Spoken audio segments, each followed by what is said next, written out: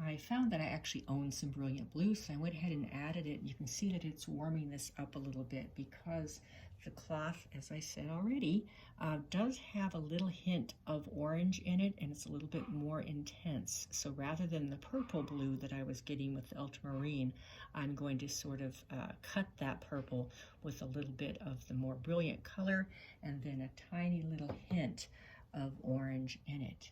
So as you can see, I worked a little bit more. It doesn't look like much yet, but you can begin to, especially if you squint, see what's happening. And that's kind of the way painting starts at first.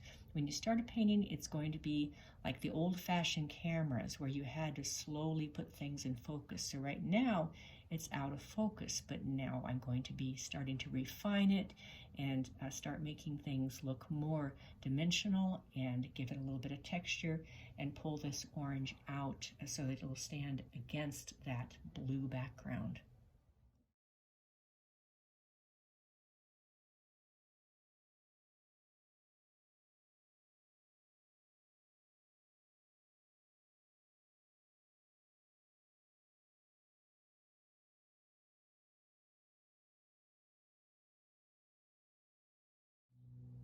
As you can see, I've made some progress, and I'm still just using this large brush. You can do an entire painting with a large brush. Notice it's dirty.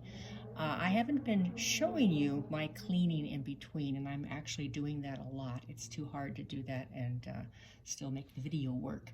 So you might notice I'm beginning to lay in some of the values on the orange. I'm still not completely finished with this. I'm just still putting in the broader values. What I didn't tell you, and that's really important, when you put the highlights on the orange, you want to be careful not to overuse white, because if you put too much white on an orange, it's going to look like a peach because it's going to make peachy color.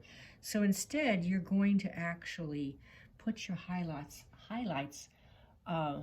very gently, but mostly with yellow and at the base. And then you will put some white in, but for the most part, you want that light to be yellow, because it still gives a sense of having light hitting it, but it's not going to look peachy. Let me go ahead and show you an example of that. Actually, right now my white has blue in it, so it's going to look kind of green, but I'll cover this up anyway.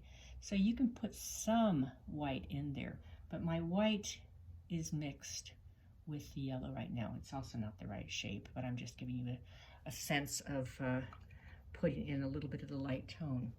But you do need to give it some texture because an orange does have a definite texture. I've got something on there I've got to take off.